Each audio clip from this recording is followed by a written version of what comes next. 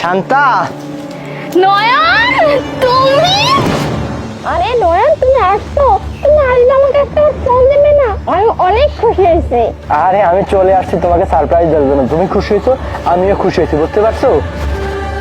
তারপরেও তুমি আসবে আমাকে একটাবার বলবে না? যাই হোক, আমি কিন্তু আজকে অনেক খুশি হয়েছি যে তুমি আমার কাছে আসছো।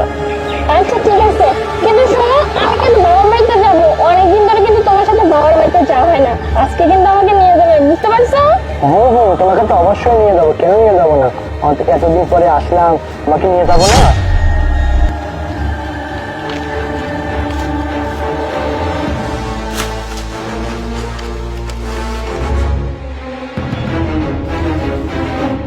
আমি তোমাকে কিছু একটা দেই, এটা আমার বউ পছন্দ করে না, তাই এভাবে দিলাম।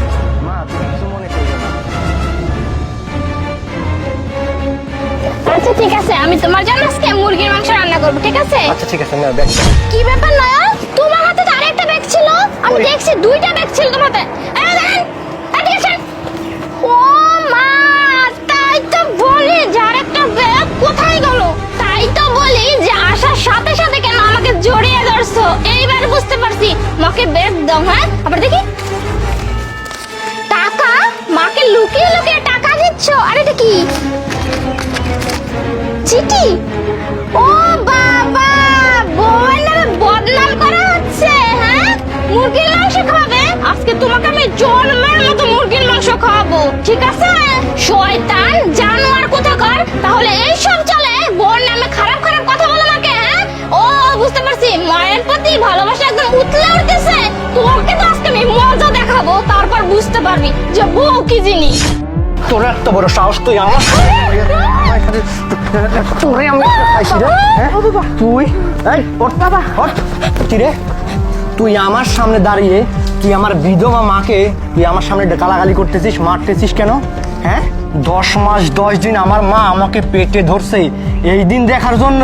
আমাকে কষ্ট করে নিজে না খেয়ে লেখাপড়া শিখাইছে তোকে দেখার জন্য। হ্যাঁ, তুই আমার সামনে দাঁড়িয়ে আমার এই বিধবা মাকে তুই অত্যাচার করতেছিস, আমার মাকে তুই যাথা কথা বলতেছিস। আমি না থাকলে তুই আমার মায়ের সাথে এই ব্যবহারটাই করিস, তাই না? ভাত ভাত কে খাওয়াই রে? ভাত তুই খাওয়াস না, আমি খাওয়াই? হ্যাঁ, আমি আজ পর্যন্ত দেখলাম না আমার বিয়ের পর থেকে আমার মা একটু ভালো মতো হাসছে। তুই আমার মায়ের মুখের হাসিটা পর্যন্ত কেড়ে নিয়েছিস। তোর এত বড় সাহস, তোকে এত বড় সাহস দেয় কে রে? বাপের বাড়িতে যাইতে চাইছিলি না? আজকে তোকে আমি জীবন কার মনে বাপের বাড়িতে পাঠাবো। তোকে আমি এই বাড়িতেই রাখবো না। বের হ আমার বাড়ি থেকে, বের হ। না বাবা, নয়ন আমার, আমি না বড় শখ করে আমি তোর জন্য এই বৌমাকে আমি পছন্দ করে আনছি। ও ছোট মানুষ, ও কি তুই কি করে বাবা? ওরে তুই কিছু করিস না, ও বুঝে আমাকে কিছু করে নাই, জান। তুই কিছু করিস না, তুই ক্ষমা করে দে দেখছিস বৌমাকে। মা কারে বলে? দেখছিস তুই মায়ের সাথে এতগুলা খারাপ ব্যবহার করার পরেও মা ঠিকই তোরে বুকে টেনে নিতেছে। এরই বলে মা, বুঝতে পারছিস? শোন, না, আমাকে এবারের মতো মাফ করে দাও। আমি বুঝতে পারছি তুমি আমার থেকে বেশি মাকে ভালোবাসো। আমি কথা দিচ্ছি, আমি মার সাথে আর কোনোদিন এরকম ব্যবহার করবো না। প্লিজ তুমি আমাকে ছেড়ে দিও না। এই কথাটা যেন তোর মনে থাকে। আজকে তোকে আমি মাফ করতেছি। এরপর থেকে আমি যদি আর কোনো দিন দেখছি বা শুনছি তুই আমার মায়ের সাথে খারাপ ব্যবহার করছিস, সেদিন তোর কিন্তু সবাই শেষ দিন এই বাড়িতে। তোরে কিন্তু আমি ছাড়বো না, মনে রাখিস। চলো মা, ঘরে চলো। যা। সমাজে এরকম কালনাগিনী বউয়েদের কারণে আমাদের মায়েরা দিনের পর দিন নির্যাতিত হচ্ছে। আসুন আমরা মায়েদের পাশে দাঁড়াই।